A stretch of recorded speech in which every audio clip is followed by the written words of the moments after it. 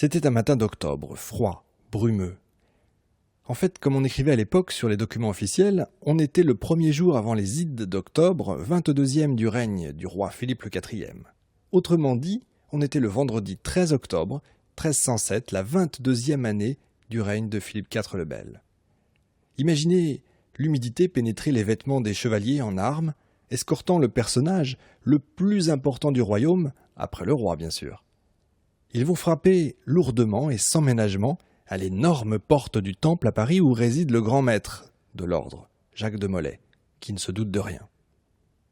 Les chevaliers pénètrent dans la grande salle et Guillaume de Nogaret, le personnage important, conseiller principal du roi Philippe le Bel, tend au grand maître un parchemin.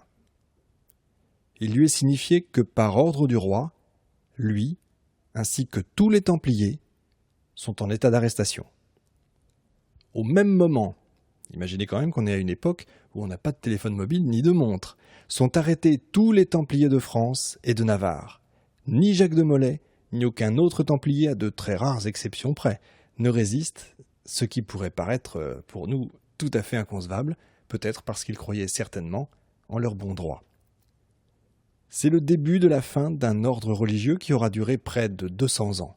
Pour les Templiers, va débuter une nouvelle ère, terrible, de torture, de vexation, de mise en accusation. Il faudra 5 ans pour que cesse officiellement l'ordre du Temple. Alors, on a entendu beaucoup de sottises, on a lu beaucoup de sottises, on a vu beaucoup de fantasmes qui se sont également accumulés depuis la fin de l'ordre, qui a alimenté un mythe, on va dire pseudo-scientifique. Est-ce qu'il y avait un trésor caché? Est-ce qu'ils avaient un secret spécial? Un ou plusieurs d'ailleurs, entre autres. On va revenir sur toute cette extraordinaire dans le sens littéral, au-delà de l'ordinaire, cette extraordinaire aventure, celle de chevaliers ayant fait vœu de défendre le tombeau du Christ, le premier exemple quand même d'une création originale de la chrétienté médiévale occidentale, un ordre religieux militaire. Alors aujourd'hui sur Herodote.net, les Templiers. Le vrai mythe de l'ordre du Temple, avouons-le, on va pas se leurrer, c'est surtout l'idée, le fantasme de sa survivance secrète, sa pseudo-transformation au XVIIIe siècle, en franc-maçonnerie entre autres, puis en dérive de toutes sortes. Alors bien sûr, il y a le procès qui découle de l'entrée en matière que je vous ai présentée tout à l'heure. Et pourtant, il ne faut surtout pas imaginer qu'il est la suite logique de toute l'histoire des Templiers. Alors maintenant vous en avez l'habitude, je dis toujours que chaque histoire doit s'inscrire dans son contexte, et bien c'est justement ça qu'on va voir ensemble. On va démarrer par le contexte, très rapidement, le contexte de la création de l'ordre. On va d'abord faire un premier retour en arrière, un premier voyage temporel. Nous sommes en 1095, près de 1000 ans maintenant d'aujourd'hui, au moment où le pape Urbain II, au concile de Clermont, va lancer son appel à la croisade. Déjà, 2 choses importantes à savoir, on ne dit pas croisade à l'époque, mais on écrit et on dit pèlerinage armé outre-mer. L'autre chose, la raison en fait principale de la croisade, c'est en fait réellement de porter la guerre à l'extérieur, selon le vieux principe de Charlemagne qui était paix à l'intérieur, guerre à l'extérieur. Il faut quand même savoir que dans le milieu de l'an 1000, les chevaliers francs s'entretuaient, ils pillaient les campagnes, ils s'organisaient en bandes, bref, ils désorganisaient complètement le système qui avait été mis en place. Alors déjà, pour commencer, on avait inventé le jour du Seigneur, le dimanche, pour l'interdiction du combat. On avait ensuite rajouté le samedi, 2 jours donc, pour garder des journées sans combat, toujours. Puis on a inventé les tournois, pour essayer de canaliser cette énergie, canaliser cette violence.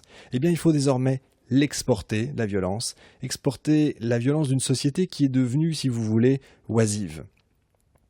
Ainsi donc, du coup, la lutte contre les Turcs et la récupération du tombeau du Christ à Jérusalem va fournir une occasion rêvée à la chevalerie franque. Évidemment, je vous parle de ça de notre point de vue, en tout cas du point de vue occidental, parce que les Byzantins, eux, vont le voir d'un autre œil, évidemment, et ils ont été totalement pris par surprise, ils ne s'y attendaient pas. Et c'est ainsi qu'en plein air, devant la cathédrale de Clermont, en Auvergne, le pape s'adresse au père du concile ainsi qu'à une foule de laïcs spécialement convoqués pour l'occasion, principalement d'ailleurs des membres de l'aristocratie. Ça en dit long sur le degré d'improvisation. Aujourd'hui, on parlerait de formidables coups de communication. Il va condamner devant tout le monde les abus des clercs, trafic de reliques, nicolaïsme, le mariage des prêtres, entre autres, etc., etc. Mais également, comme je vous disais, il va tancer les laïcs, comme je disais tout à l'heure, Luxure, comme le roi de France, Philippe Ier, qui l'accuse de bigamie, les chevaliers brigands, etc. Et le pape va leur offrir à tous le moyen de se racheter, il ouvre une voie vers le salut.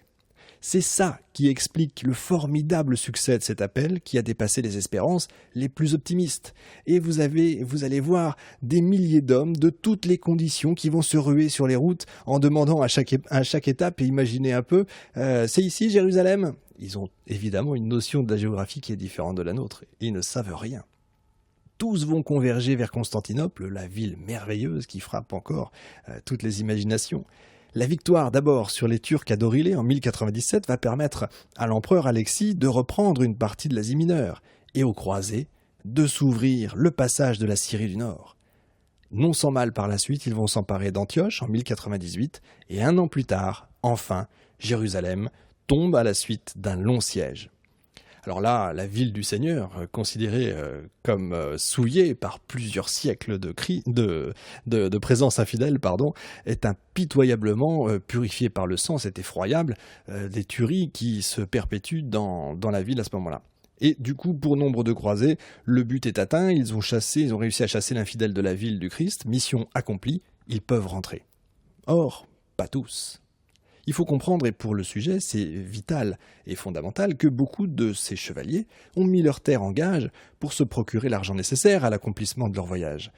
Mis en gage dans les abbayes, notamment à Cluny. Le monde musulman au début est trop divisé et trop surpris pour réagir efficacement. Pourtant, deux places importantes restent à leurs mains, les villes de Tyr et Ascalon. Or, elles sont deux portes essentielles pour les pèlerins, parce que sur la route la plus simple et la plus directe, bien avant les croisades, pour les pèlerinages.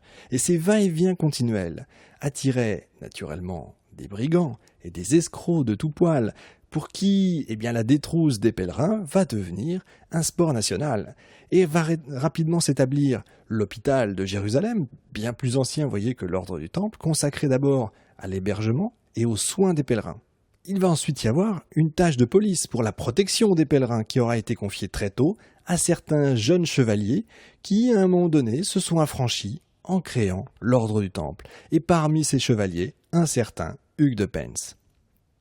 Principal travail pour eux dès le départ, outre le combat bien sûr, c'est ce qu'on appellerait le lobbying aujourd'hui. C'est-à-dire convaincre Rome et l'Occident du bien fondé de leur action et surtout de la radicale nouveauté de leur projet, un ordre religieux et militaire. À Jérusalem, par contre, alors là, c'est pas du tout difficile de trouver des alliés, et pour cause, le contexte politique des années 1115-1120 va complètement dans le sens de cette démarche et de leur projet. Du coup, c'est pour ça que vous avez des sources qui ne correspondent pas toujours, où plusieurs dates sont données pour la naissance de l'ordre du Temple, 1118, 1119, 1120. Vous avez vu, j'ai démarré exprès l'émission par une date telle que les sources les écrivent. Vous comprenez facilement que l'exactitude n'est pas toujours évidente, tout dépend des indications dont on dispose. Alors généralement, on prend 1119 comme date de départ de création de l'ordre. Quand je disais que le contexte était propice, c'est que la Terre Sainte manquait d'hommes. En 1115 déjà, le roi de Jérusalem, Baudouin Ier, s'inquiète pour la sécurité du royaume. Il écrit que les chrétiens sont si peu nombreux qu'à peine ils auraient pu remplir une des rues principales. Imaginez également. Autre fait important, à Pâques, en 1119, un groupe de pèlerins est attaqué entre Jérusalem et le Jourdain. Puis en juin, c'est la bataille de la guerre sanguinis, en Syrie du Nord, une terrible défaite subie par les Francs. Ces deux événements sont suffisamment forts, frappent suffisamment les esprits, pour que du coup la création de cette fameuse chevalerie du Temple puisse être bien accueillie. D'autant plus que vous avez certains nobles qui commencent à manifester des velléités d'indépendance face à l'autorité royale. Du coup, l'idée d'une chevalerie qui ne serait pas féodale, mais parrainée par l'Église, pourrait constituer, pour certains, un utile contrepoids. Ce que nous savons, c'est que ces chevaliers auraient pris l'initiative, plutôt insatisfaits de l'oisiveté qu'ils vivaient. Ils auraient désigné parmi eux un maître afin de combattre et protéger la terre, c'est-à-dire en fait les États latins. Ils s'adressent au roi et au patriarche, l'Église, pour faire approuver leur projet et obtenir qu'ils reçoivent des chanoines du Saint-Sépulcre, donc l'hôpital, leur indépendance. Hugues de Pence est désigné grand maître de l'ordre, alors en fait à l'époque on dit maître de l'ordre, et va chercher l'approbation définitive du pape en 1127. C'est décisif, L'Occident est prêt cette fois à accueillir cette nouvelle expérience et à répondre à son appel. Alors entrons maintenant dans le vif du sujet très concrètement. L'expression employée pour parler des Templiers est toujours de dire, vous savez, moine-soldat. C'est vrai que c'est pas illégitime, Saint Bernard lui-même va associer les deux mots, mais en fait je préférerais, il serait mieux et plus intéressant et plus réaliste de parler de religieux et non de moines. Vous allez comprendre, parce que ce qui est fascinant si on regarde bien en détail les textes et surtout les commentaires lors des différentes assemblées, c'est que l'Église, au cours de son histoire, a dû affiner sa réflexion sur la guerre et l'usage de la violence. Elle a forcément dû tenir compte des évolutions sociales qui marquent la société chrétienne de l'an 1000. Et c'est ça qui est fantastique avec ce sujet, c'est qu'on peut toucher plein de sujets sociétaux. C'est passionnant de voir ces évolutions et les questionnements qui s'ensuivent. Voyez plutôt, le christianisme primitif, par exemple, condamne, lui, directement toute guerre, toute violence. Voilà, c'est fait. Mais très tôt, il va infléchir sa doctrine avec la question « Est-ce qu'on peut condamner celui qui se défend contre un agresseur ?» C'est de toutes ces réflexions, c'est de tout ce type de réflexion que va se servir l'ordre du Temple pour imposer son existence. Parce qu'avant d'être des combattants sur le terrain, ce sont des guerriers du droit. Apparaît alors la notion de guerre juste. Une guerre dont le but serait de maintenir un droit est permise, mais devrait être l'ultime recours. Au 7e siècle, la guerre vise à réparer l'injustice. Écoutez plutôt, juste est la guerre qui est faite après un avertissement pour récupérer des biens ou repousser des ennemis, c'est Isidore de Séville qui écrit. C'est cet argument-là qui permettra de justifier la croisade. Après, vous avez le passage de la guerre juste à la guerre sainte qui paraît évident et naturel. Et après l'idéologie, vient la pratique. On est à une époque où on l'a vu, pour la croisade, il faut canaliser les forces en présence, la société évolue, il faut la gérer. Et c'est Adalbéron de Laon qui élabore le fameux schéma organisationnel que vous connaissez tous, qu'on connaît tous, selon lequel la maison de Dieu est triple tout en étant unie.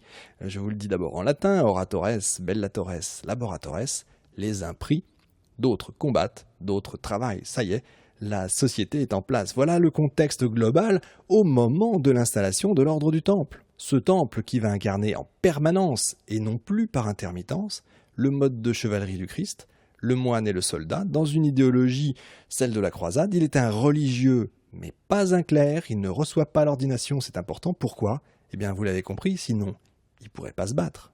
Bref, en 1129, lors du concile de Troyes, est définitivement consacré l'ordre. Et on a souvent écrit que Saint Bernard avait composé la règle du Temple. En fait, ça ne correspond pas tout à fait à la réalité. Il est l'un de ceux qui l'ont élaboré. Il a fait partie de l'ensemble des personnes qui l'ont élaboré. Si les clercs ont eu un peu de mal, on comprend, à accepter l'idée de chevalier religieux, en fait, les laïcs, eux, de leur côté, dès que ça a été validé par l'Église, vont accueillir cette idée, cette nouvelle idée, avec ferveur. En témoigne justement le mouvement de donation qui, initié par les Templiers et les pères du Concile de Troyes, va rapidement s'étendre à tout l'Occident. Tout à l'heure, je vous parlais de chevaliers donnant en gage des terres aux abbayes comme Cluny. Une grande partie va se détourner vers le Temple. Si on met en corrélation les deux courbes, c'est le début de la fin pour Cluny, qui, avec en plus de la création des cisterciens, va voir ses revenus décroître brusquement. C'est le début d'une nouvelle ère. Les Templiers représentent la société dans laquelle ils se trouvent. Tout simplement, il faut bien comprendre qu'à l'époque, un ordre religieux, c'est un intermédiaire direct entre soi et Dieu. Les Templiers sont dans l'ordre du temps. Le premier patrimoine de ce temple se compose d'abord des richesses et des biens des premiers Templiers, alors on le comprend, puisqu'ils prononcent le vœu de pauvreté individuelle. Je dis bien individuelle, c'est important comme précision, parce que l'ordre, lui, n'a pas fait vœu de pauvreté. Ses membres, oui. Les autres donateurs de l'ordre appartiennent à des milieux de l'aristocratie, et la réussite est telle que les comtes et les seigneurs des royaumes d'Espagne, Barcelone et Aragon en tête, vont même vouloir les engager, ces Templiers, dans la Reconquista, tout simplement en leur donnant en héritage leur royaume. Et en théorie, vous avez l'ordre du Temple qui aurait pu être l'héritier du trône d'Aragon. Ça va jusque-là. On voit donc dans cette donation la preuve de l'extraordinaire prestige de la Terre Sainte et des ordres qui y ont pris naissance, et également la volonté du roi d'Aragon d'impliquer totalement ces ordres, et en premier lieu le Temple. Temple dont je vous rappelle quand même que le cœur de la fondation est la défense de la chrétienté, sous-entendu partout, même en Espagne, mais qui va trancher finalement par uniquement en Terre Sainte. Il va donc refuser l'héritage d'Aragon, mais obtenir en contrepartie des châteaux, des droits, des exemptions, et tenez-vous bien, 1/5 de tous les biens et terres conquis avec son concours. Alors qui sont-ils ? Dès le départ, ces fameux frères templiers, ces fameux religieux non ordonnés, qu'est-ce que c'est que cette invention ? Eh bien, le temple, dès le début, est composé de chevaliers, ça on l'a vu.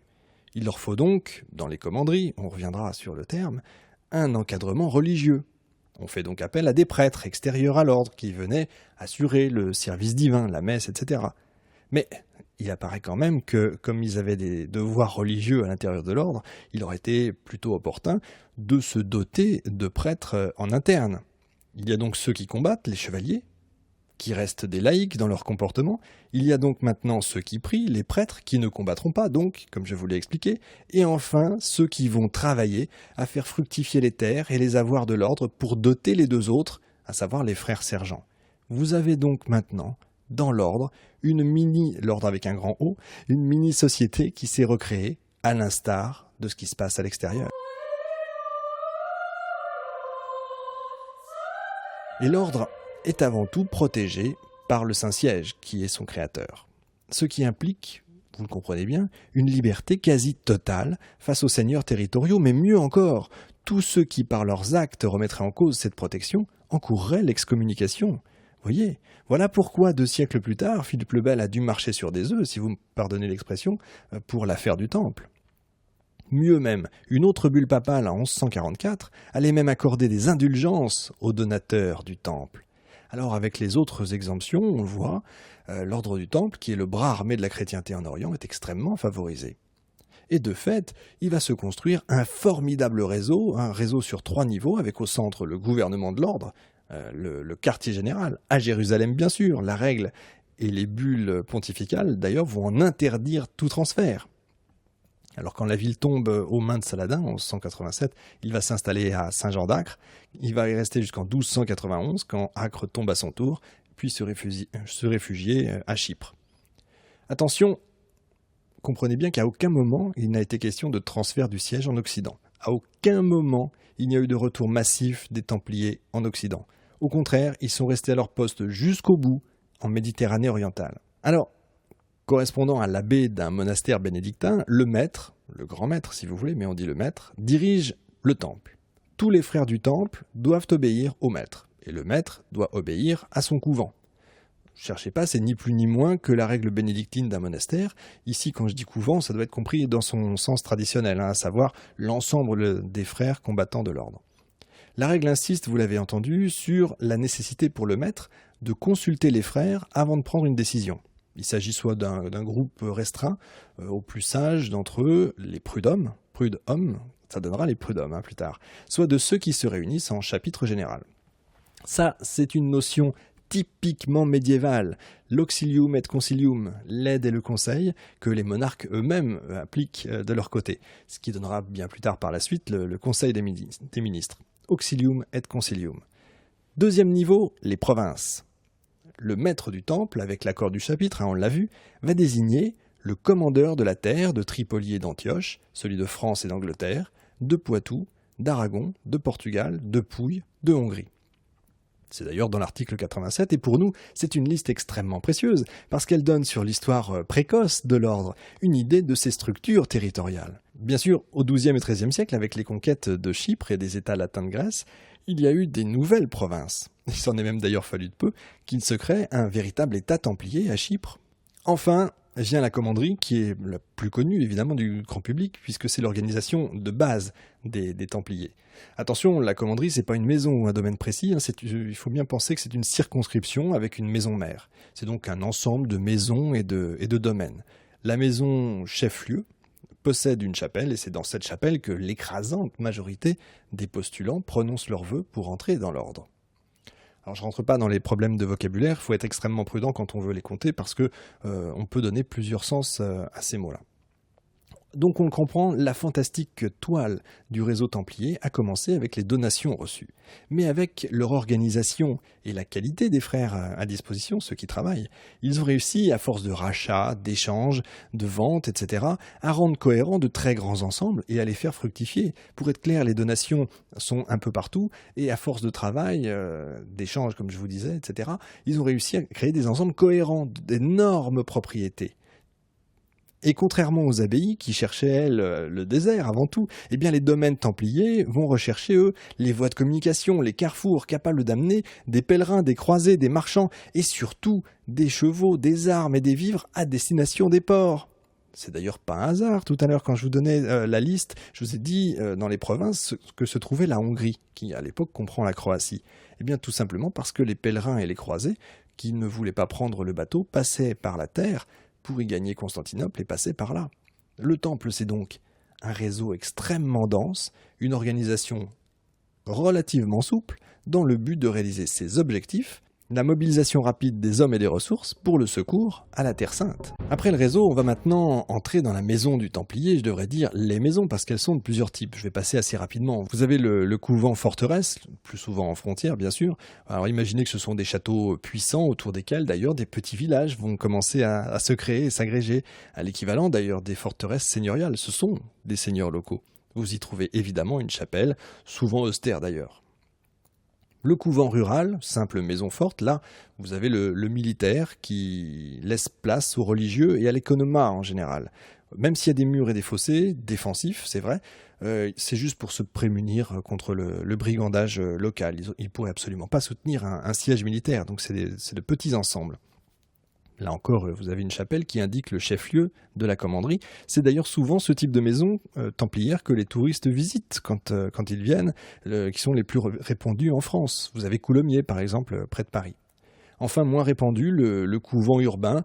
Vous avez un exemple à Perpignan, d'ailleurs, souvent situé près, voire même contre la muraille, ou près de la porte de la ville. C'est une sorte de palais, avec une cour centrale et des tours d'angle, bien sûr, toujours la chapelle. Comme tous les seigneurs, parce qu'ils sont des seigneurs, les Templiers avaient droit de justice sur leurs terres. Ça veut dire donc qu'il y avait également, et oui, des prisons dans les maisons templières. On va maintenant rentrer dans ces maisons pour voir un peu ce qui s'y passe. Alors, je ne parle pas de voyeurisme du tout, je parle plutôt de leur vie quotidienne. On est en plein Moyen-Âge, vous l'avez compris, et vous pouvez lire, voir ici et là que les Templiers mangeaient à deux dans la même écuelle. Oui, c'est vrai. Mais sachez que ça n'a absolument rien d'exceptionnel à l'époque, ça se faisait beaucoup. Bien sûr, dans ces maisons, il n'est pas question de rester oisif. Le frère templier doit s'occuper, même si son commandeur ne lui a pas assigné de tâches précises. Par exemple, prendre soin de ses montures, ses armes ou son équipement. N'oubliez pas que la règle du temple est basée sur celle d'un monastère, il en va de même pour les moines, c'est exactement la même chose. Et la journée du Templier est également rythmée par les récitations des heures et la célébration de la messe.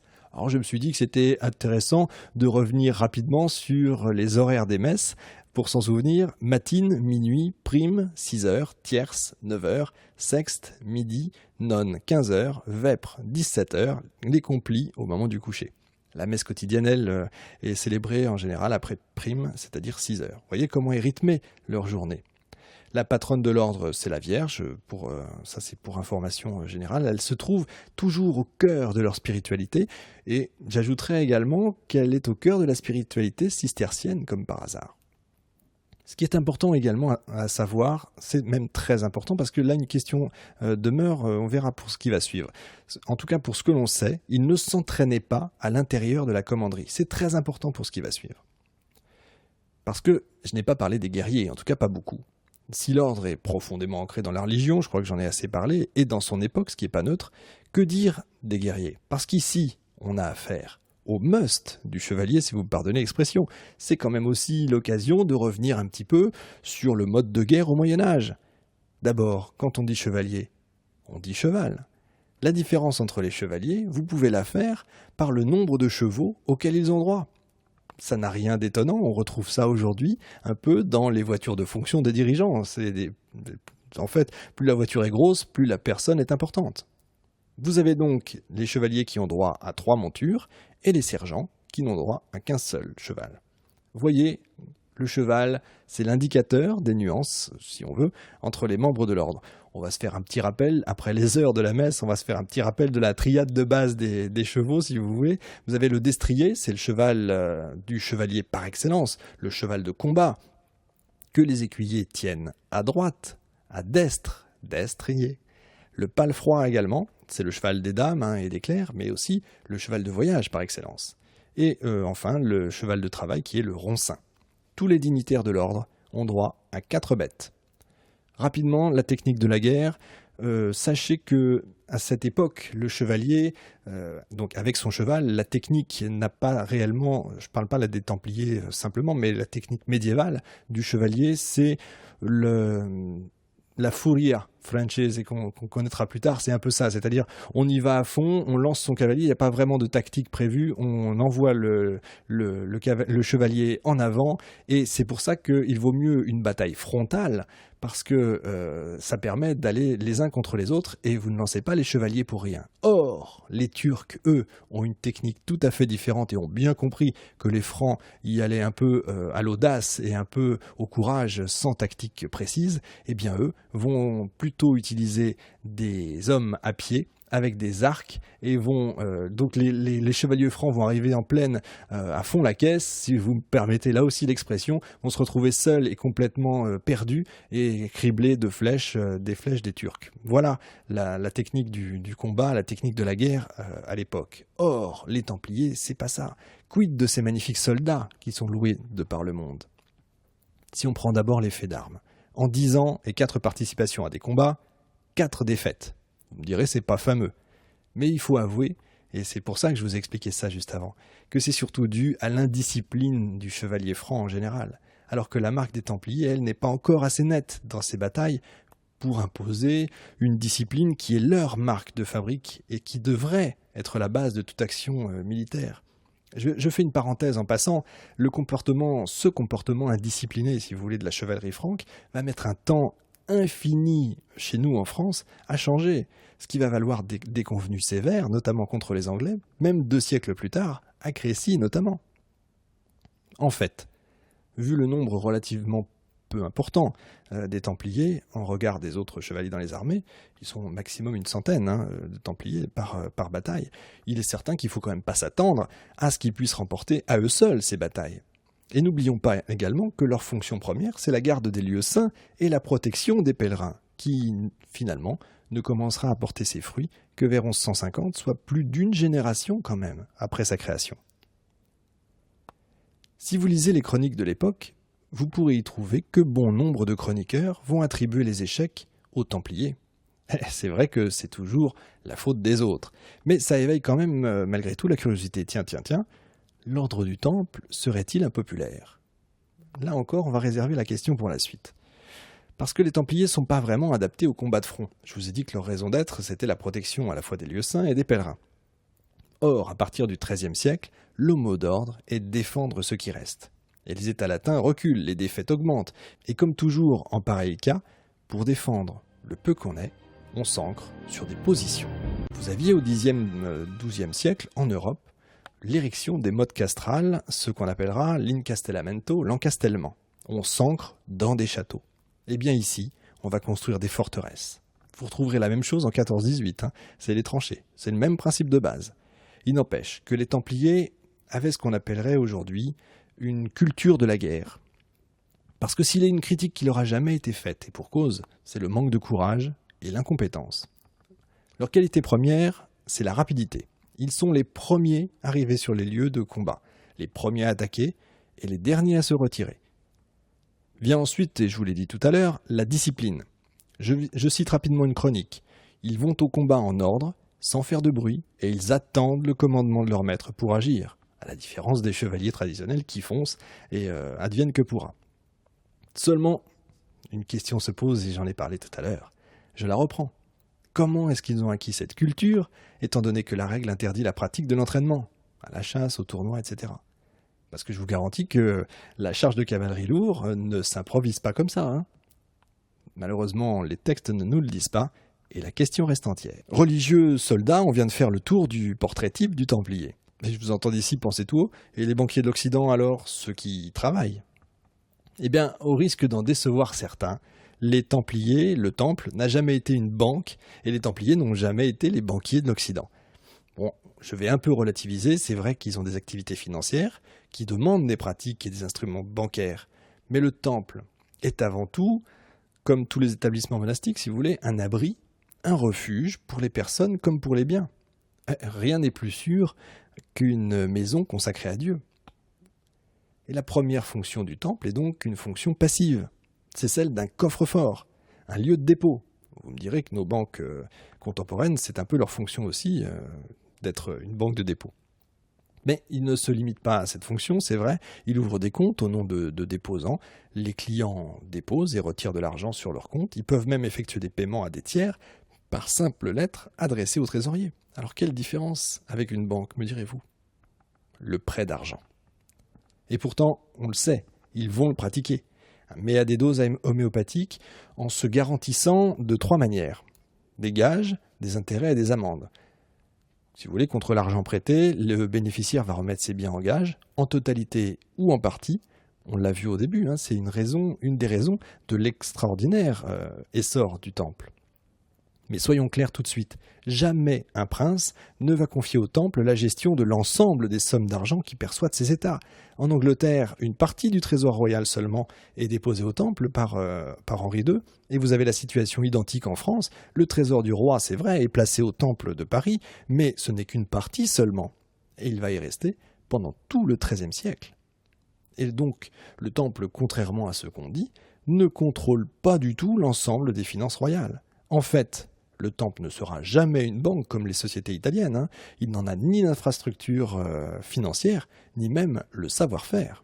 Et c'est Philippe le Bel qui a enlevé, en 1295, la gestion du trésor aux Templiers. Alors, est-ce que nous avons là le tournant? Est-ce que 1295 marque le début de l'affaire du temple?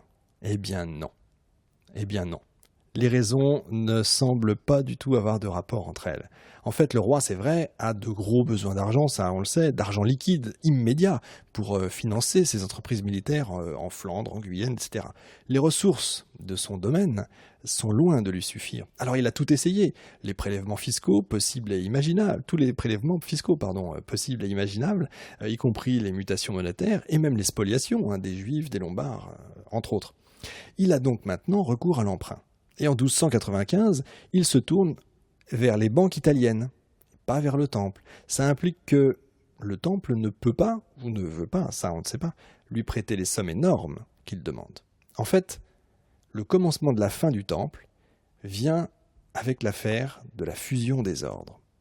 On lit en effet un peu partout, à cette époque-là, que les maux de la Terre Sainte viennent de la rivalité des ordres. Et encore une fois, c'est toujours la faute des autres.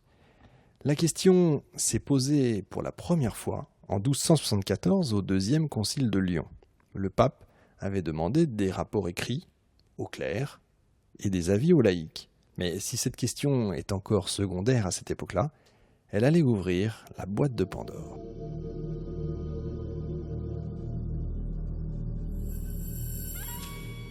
Avec la chute de Saint-Jean d'Acre en 1291, la question se repose forcément puisque les États latins d'Orient disparaissent. La raison d'être des Templiers est devenue obsolète. Le pape Nicolas IV relance donc le débat, assez justement en fusionner les Templiers et les Hospitaliers. Pour nous, au XXIe siècle, qui connaissons l'actualité des rigueurs budgétaires, c'est pas forcément une mauvaise idée en soi, ça a du sens. D'ailleurs, preuve que les temps ont changé, la plupart des conciles régionaux réunis à cette époque-là se prononcent pour l'union. Mais manque de chance pour le projet, Nicolas IV meurt l'année suivante et l'effervescence qu'il avait pu produire autour du sujet retombe rapidement. Et c'est en 1305, vous voyez, on s'approche lentement, que le sujet est remis sur la table par le pape Clément V. Or, le maître, Jacques de Molay, refuse, lui, la fusion, avec des arguments assez peu convaincants, sauf un, qui semble faire mouche quand même, c'est le fait que l'union des deux va faire un ordre si puissant qu'il défendra et pourra même défendre ses droits contre n'importe qui. L'argument est de poids pour le roi d'Aragon, notamment parce que je vous rappelle que son territoire est truffé de châteaux opérationnels. Pour la France et l'Angleterre, pas de question à se poser, on est pour l'union, mais sous la tutelle du roi et non du pape. Voilà le premier achoppement, sous la tutelle du roi et non du pape. C'est le premier achoppement qui explique en partie ce qui va suivre. C'est en effet, pour moi, une des clés du procès intenté aux Templiers. On le voit, Jérusalem est désormais bien loin. Et en 1306, Clément V va envoyer une convocation aux 2 maîtres de l'ordre des Hospitaliers et du Temple, les enjoignant de le rejoindre à Poitiers pour discuter de la croisade et de l'union des ordres. Manque de chance, le pape tombe malade et en arrivant à Marseille, les 2 maîtres apprennent l'ajournement de l'entrevue. Je vous rappelle que Jacques de Molay n'a pas immigré, Le siège est toujours à Chypre. Il ne vient pas non plus rendre des comptes, comme on peut lire ici et là. Il vient juste répondre à une convocation du pape, qui est la seule autorité à laquelle il doit complète obéissance. Et quand il arrive à Marseille, il se trouve confronté à un problème qu'il ne soupçonnait pas du tout, qui n'était pas remonté jusqu'à lui. De graves accusations sont lancées contre le temple. Accusations qui portent sur des pratiques scandaleuses, qui interviendraient lors de rituels d'admission dans l'ordre. Alors, il y a toujours eu des rumeurs, des accusations. Mais là, on est loin des critiques traditionnelles, orgueil, cupidité, etc. Là, on parle d'hérésie, de blasphème, d'idolâtrie, de sodomie. Autant de crimes absolus qui mériteraient la mort immédiate à cette époque-là, lorsqu'il s'agit de laïcs. Alors imaginez quand il s'agit de religieux. Aujourd'hui, on connaît parfaitement l'origine, on sait qui a colporté ces rumeurs. Je ne vais pas entrer dans ces détails, il faudrait une émission spéciale sur cette affaire uniquement. D'ailleurs, pourquoi pas, vous nous direz ça sur Facebook si vous voulez. Mais Clément V a été mis au courant de ces rumeurs par Philippe le Bel en novembre de l'année précédente. Il faut savoir quand même que Guillaume de Nogaret, qui est l'homme qui gouverne la France au nom du roi, a rempli un dossier avec une grande méthode. Il a recruté des témoins à charge, parmi d'anciens templiers qui ont quitté l'ordre ou en ont été chassés pour faute. Mais mieux, il a même réussi à faire entrer des taupes au sein de l'ordre du Temple. Alors dès qu'il a été à Paris, Jacques de Molay a vu le roi et s'est ouvert à lui des accusations injustifiées, évidemment. Ce qu'on ne sait pas, c'est si l'attitude du roi l'a rassuré ou non. Du coup, à Poitiers, Jacques de Molay prend les devants. Et il demande au pape d'ouvrir rapidement une enquête qui pourrait laver l'honneur de l'ordre. Alors bien sûr, là, on comprend, vous le comprenez certainement, c'est pas sans risque, parce que ça va permettre un grand déballage et mettre au grand jour des pratiques et des comportements qui jusque-là étaient cachés au grand public. Même si la notion de grand public là est un peu anachronique, mais l'opinion est importante à ce moment-là. Et ce genre de déballage laisse des traces. Même si finalement l'ordre en sort blanchi. On le voit avec certaines affaires aujourd'hui encore. Le pape écrit donc au roi de France qu'il va procéder à l'enquête.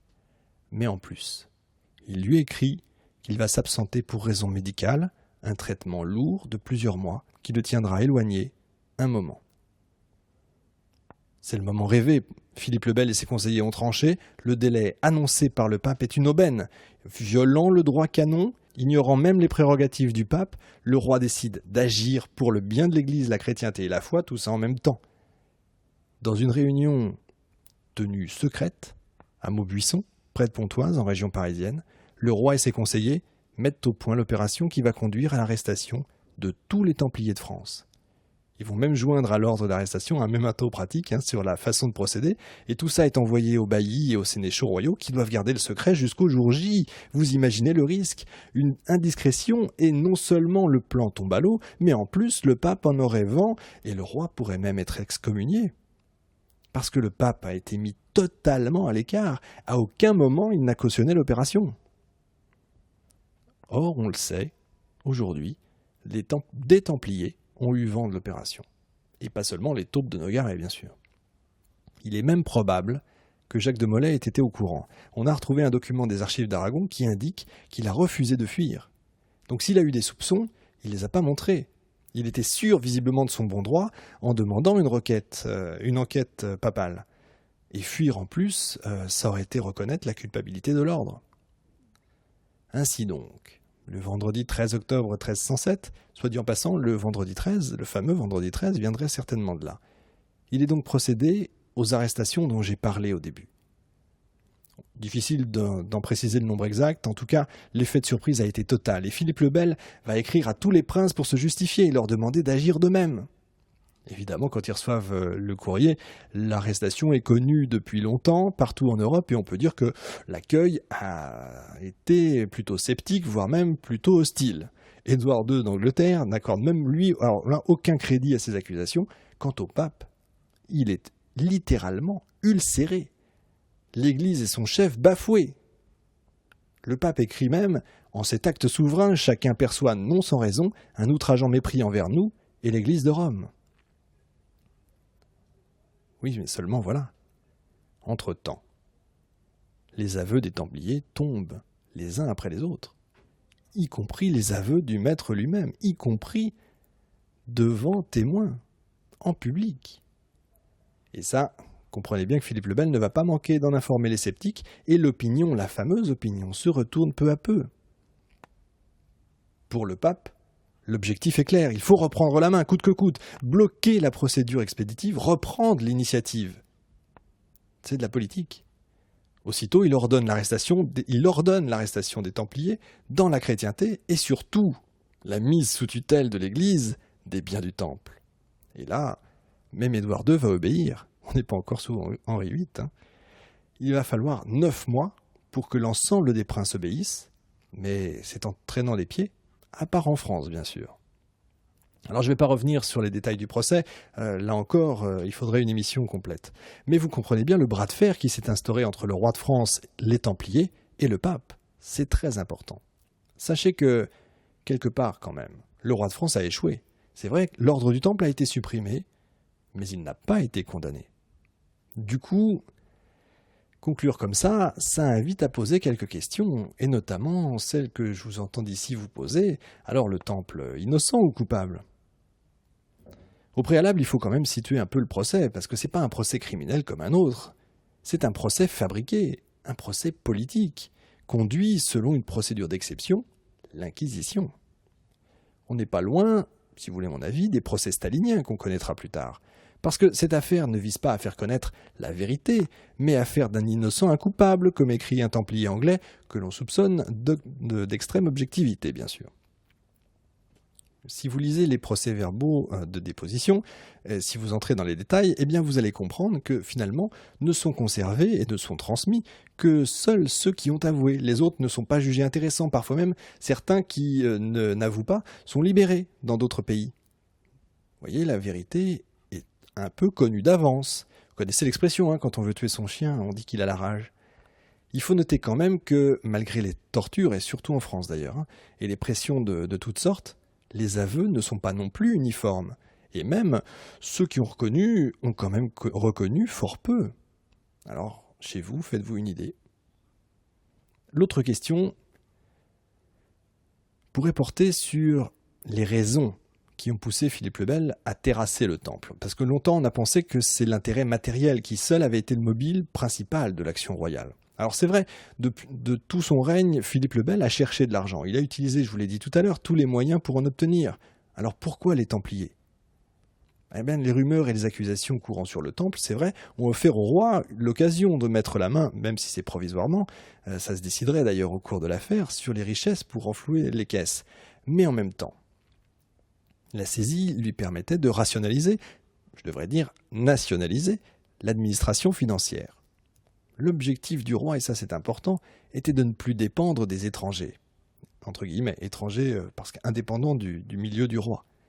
Cette sorte de nationalisme me semble pour moi être un élément clé dans cette affaire. L'ordre en France n'est pas du tout un danger militaire et encore moins une menace économique, ailleurs non plus du reste. Le problème est d'ordre plutôt idéologique et politique. Pour simplifier, si vous voulez, je dirais que les temps ont changé. Autant l'ordre du Temple était dans le vent au moment de sa création, autant là, il est has-been, il n'est plus du tout d'actualité, non seulement dans le fond, il n'y a plus de croisade, mais également dans la forme. À la fin du XIIIe siècle, les souverains européens ont tous des litiges plus ou moins graves et importants avec la papauté, parce que tout simplement tous cherchent à contrôler leur Église.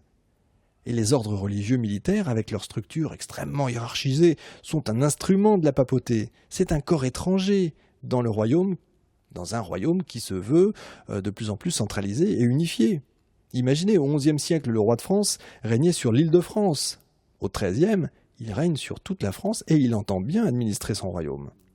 Un peu comme la phrase qu'on connaît d'ailleurs, on se soumet ou on se démet, soit on contrôle, soit on supprime. Une occasion s'est donc présentée à Philippe le Bel, il en a profité, mais avec lui, des autres princes aussi, il ne faut pas croire. D'ailleurs, le roi perd pas de temps. Il a dû accepter de céder ses biens, les biens du temple, à l'hôpital, et il va ouvrir immédiatement un autre front, lequel? La réforme de l'ordre des hospitaliers, qui à ses yeux n'est pas meilleur que le temple. Vous voyez, les ordres militaires internationaux sont désormais des obstacles au développement des monarchies centralisées, c'est fini. Ils n'ont plus leur place dans les États modernes. Ce n'est plus l'époque. Les temps ont changé. Dernière raison, sorte de cerise sur le gâteau, si vous préférez. Une fois enclenchée, l'affaire du temple a été pour le roi un moyen de pression constant sur le pape Clément V. Pour terminer, je rappellerai quand même que c'est tourné vers Notre-Dame et les mains jointes dans la prière qu'est mort Jacques de Molay. Voilà, vous pouvez donc intervenir et nous interpeller, discuter sur notre page Facebook podcastherodote.net. À très vite.